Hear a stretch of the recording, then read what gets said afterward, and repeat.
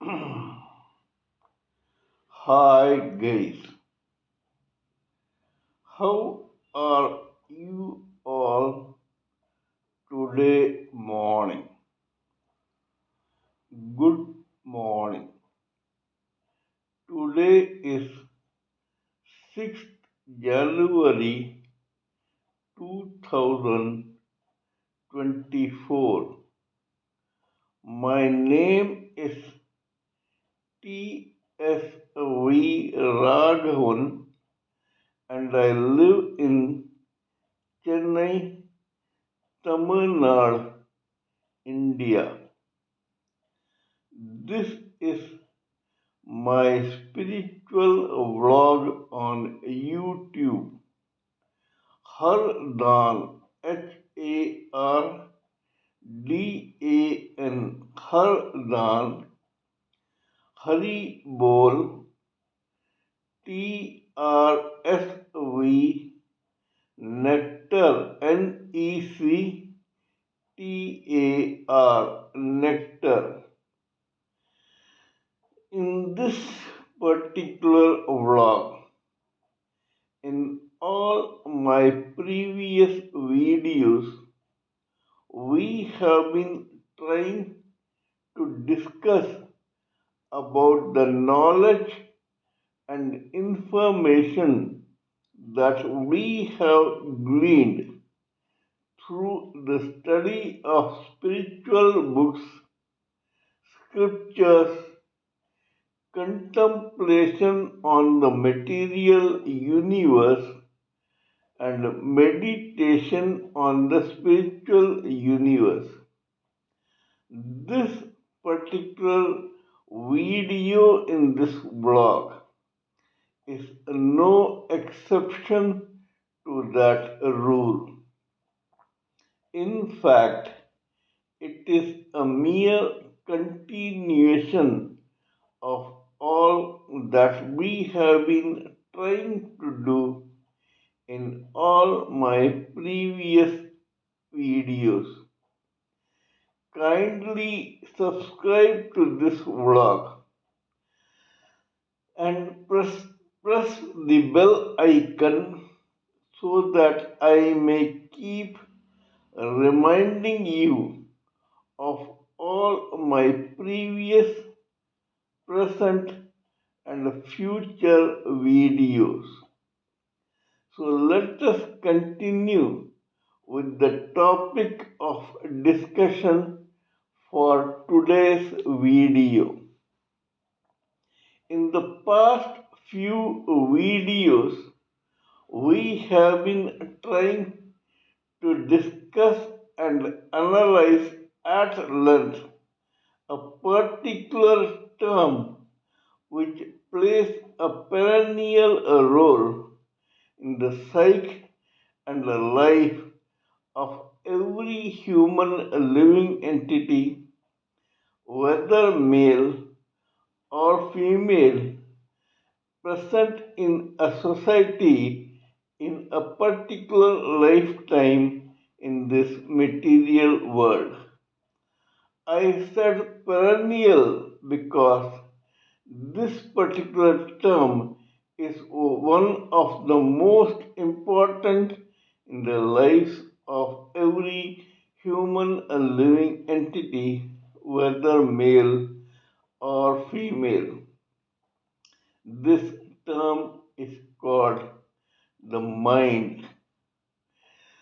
Mind is a subtle instrument not visible to the naked eye of the fourth layer of the material body of every human living entity, which is known as the gross body, and the two eyes are sense organs of that gross body responsible for the sense of sight emanating out of the etheric body of senses, which is the third layer among the subtle bodies that envelop this individual spirit soul.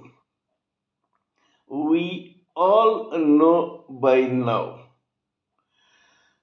that this spirit soul, when out of complacence and overconfidence, plus curiosity and a sort of gravitation towards the material world, gets in touch with the huge, inferior, but extremely powerful material world.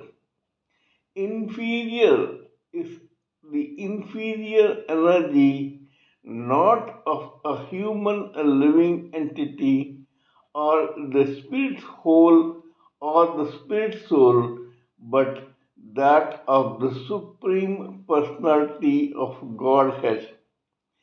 It has already been mentioned in the scriptures that the spirit whole is the superior and the material world is the inferior energy of the Supreme Personality of Godhead.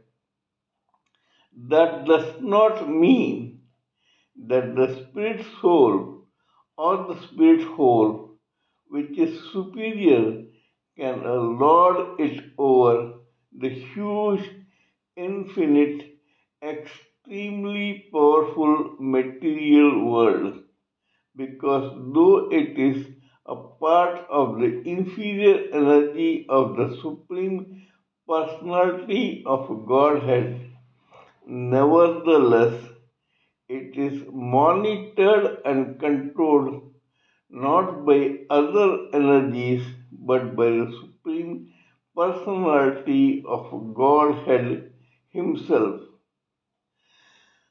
Hence, out of sheer ignorance, complacence, and overconfidence, when an individual minuscule spirit soul tries to get in touch with this huge material world under the wrong impression that it can lord it over the material world. This material world gets visibly irritated by such a touch, and so it envelops this individual raw, unevolved spirit soul with four layers of material body. The first three subtle bodies, namely the causal body of intelligence and logic, the astral body of mind, feelings, and emotions, and the etheric body of senses, namely sight, hearing, smell, taste, and touch, are made up of the first element of the material world called the ether. This ether is such that it can neither be seen nor be felt by any of the sense organs of the material body, which is the gross body and the fourth layer among the four layers of material body. These subtle bodies bring out or create some vibrations of their own, which they transmit to an organ called mind. Mind is as subtle as the three layers of the material body, but it is the repository of all vibrations emanating out of all the three subtle bodies, and when it becomes the repository of all these vibrations, after some initial processing, It further transmits to a mass of tissue called brain, which is safely embedded in the cranium of the gross body of the same living entity. This brain is the counterpart of the subtle mind. This brain receives all these transmissions, selects a few of them, processes them, extracts the juice out of them, and percolates that juice down the rest of the gross body of the same human living entity. That living entity acts according to the quality of the juice so percolated by the brain into the gross body. This is one subject which can be discussed and analyzed in detail in other videos of ours. We have already discussed a bit of this in my previous videos. Nevertheless, in this video, we are trying to talk about the mind of a living entity who has advertently or inadvertently got attracted to the dark negative forces that exist in this material world and that has affected his life in such a way that we will understand how the mind of this living entity works. The case history of this living entity, along with of that of others who belong directly or indirectly to his ilk and who are all part of the dark negative forces of this material world, will proceed in this case history about one particular character called Dawood Ibrahim Kaskar, whose case history makes him the original protagonist of this complete case history.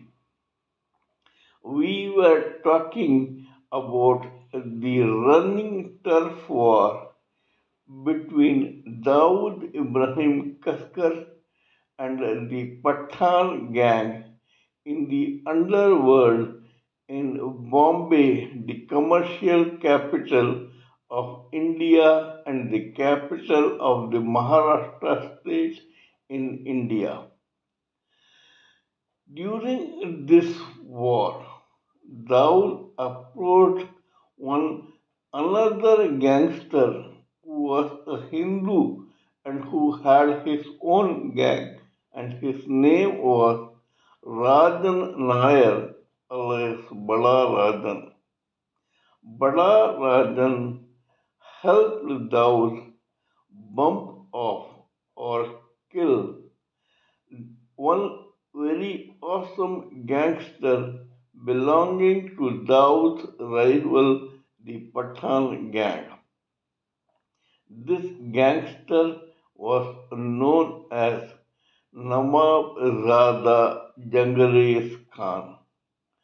Nawab Zada Jangres Khan was shot dead in a courtroom in the year 1984 by another hitman sent by the same Bada Rajan to avenge the killing of Daoud's elder brother Sabir in the running gang war.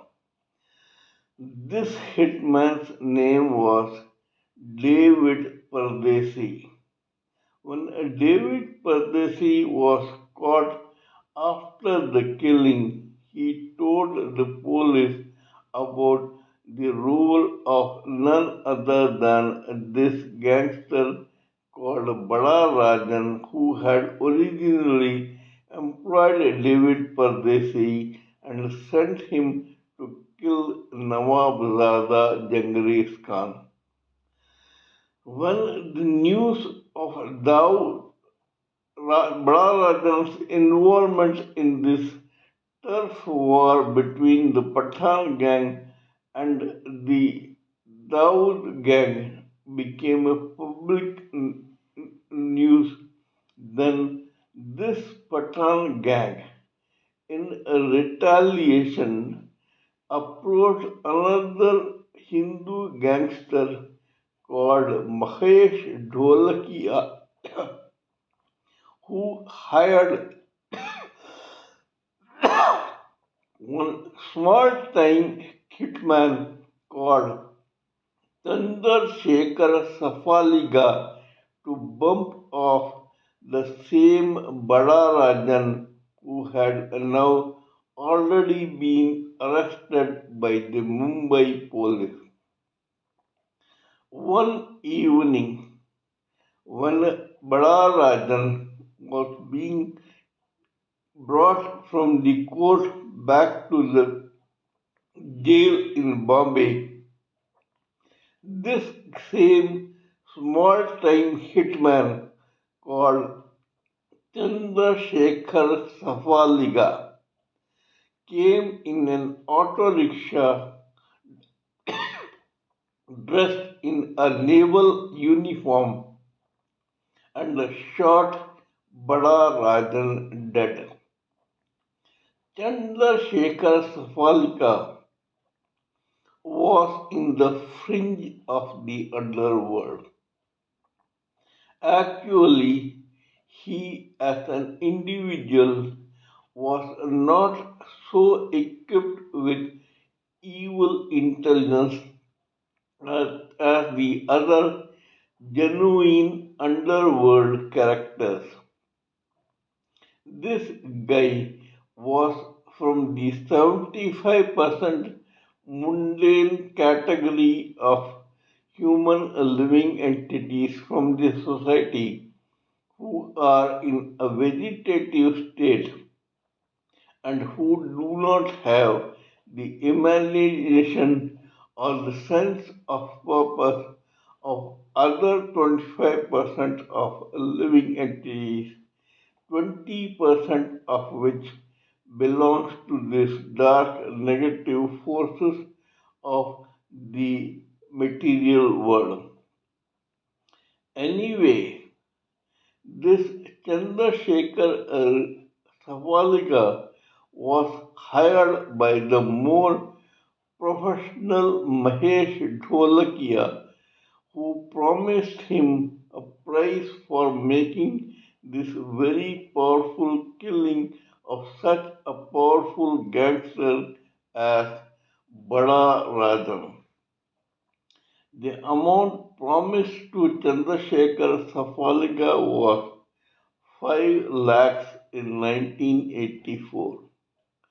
As a token amount, he was paid just 1 lakh. Actually, this commoner called Chandrasekhar Safalika had accepted this contract not because he wanted to make a living as a hitman, but because he needed that money to marry off his own elder sister and give her a comfortable living.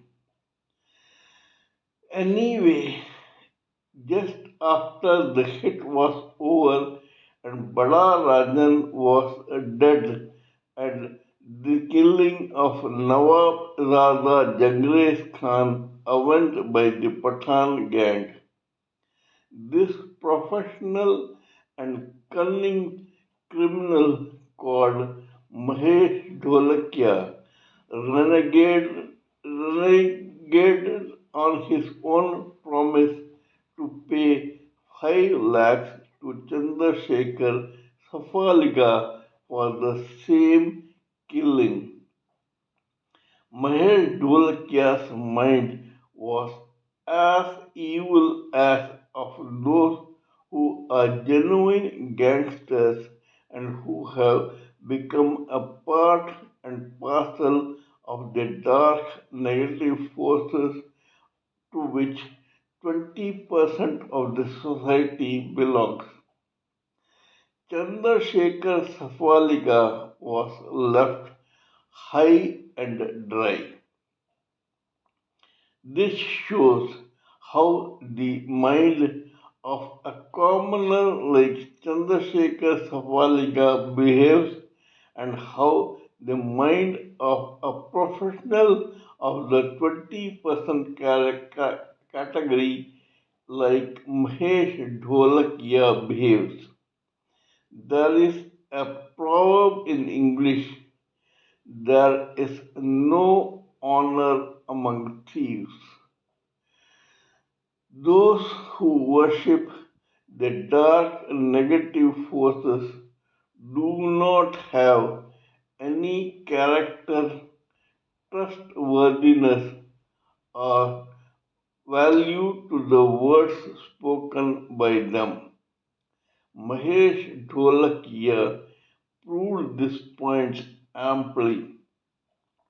He refused to pay Chandrasekhar Safalika rest of the promised money of 4 lakhs, while 1 lakh had already been paid to Chandrasekhar Safalika.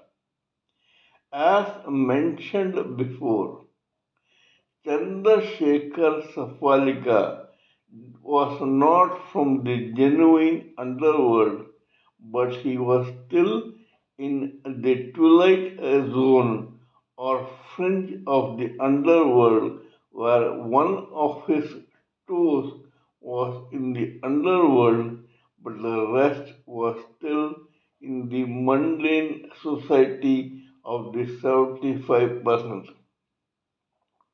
Anyway, such people are too foolhardy and myopic by nature to take any precautions.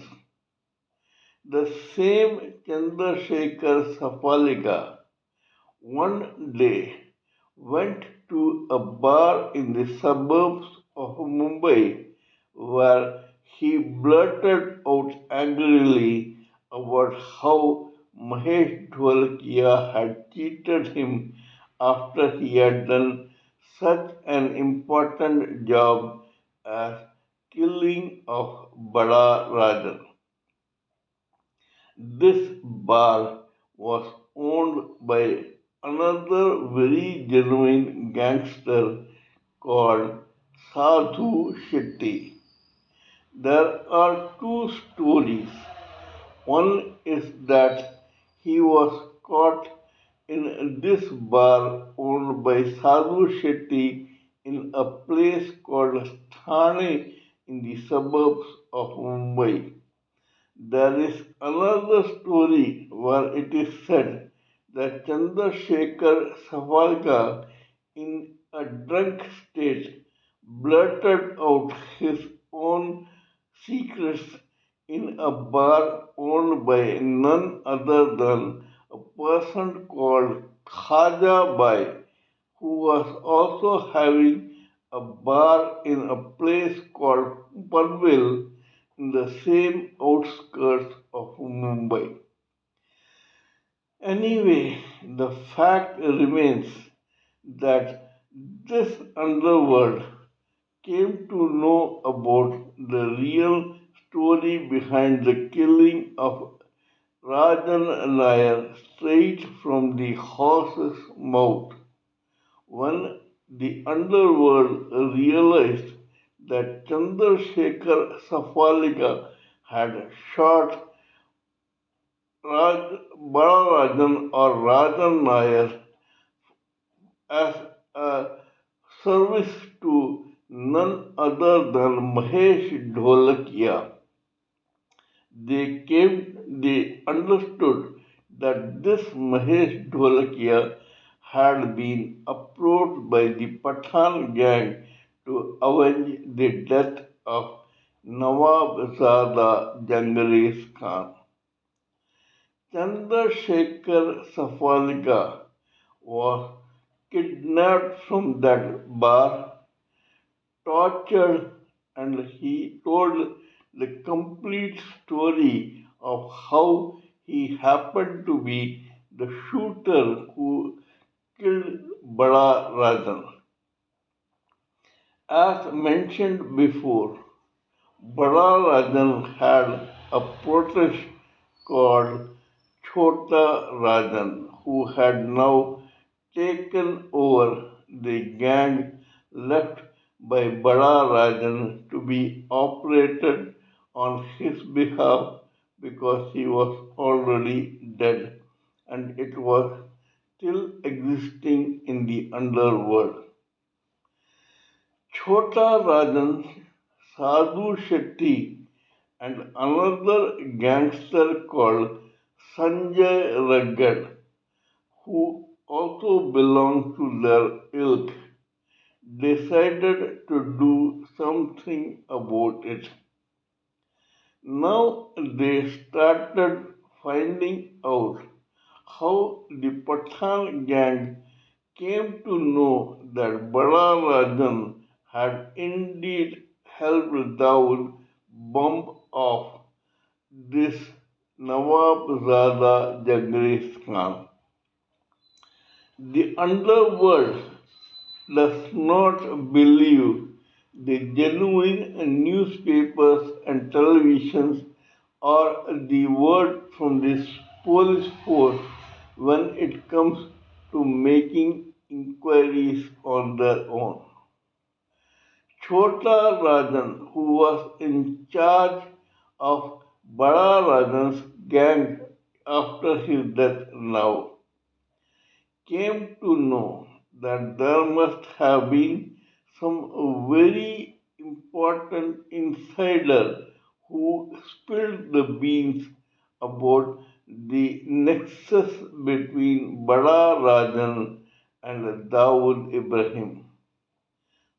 Chota Rajan had already that person as a friend of his own thanks to the same Bada Rajan. The name of that gangster was Abdul Kunju. Here again we will take a detour. We are trying to find out how the minds of guys who worship the dark negative forces of the material world works. These people do not have any scruples. They are friends one day and they are deadliest of enemies next day. Bada Rajan and Abdul Kunju hailed from the state of Kerala in the south of India. Both were best of friends, but now they have turned into deadly enemies thanks to one girl who was once a lover of Bada Rajan but a wife of Abdul Kunju.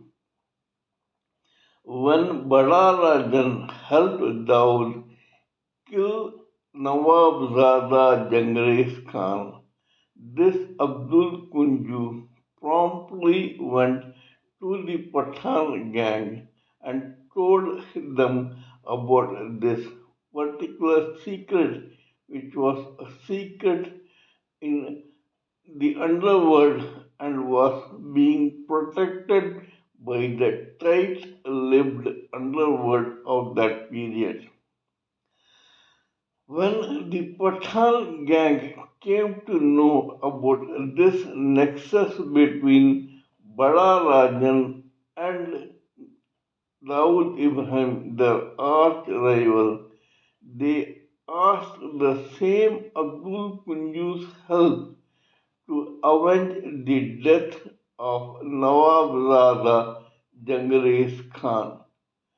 How this man did this, we will come to know in my next video. In this video, this is all I wanted to talk about in this particular case history. Kindly let me know what you think of my talk on this particular matter in this video. Please give me your own expert views, thoughts, ideas, and opinions so that I may blend everything together for the sake of this society. Before concluding, let me remind you that I am also a published author with Amazon Kindle and paperback. I write on spiritualism, fiction, and assorted subjects. Spiritualism happens to be my favorite subject. Till we meet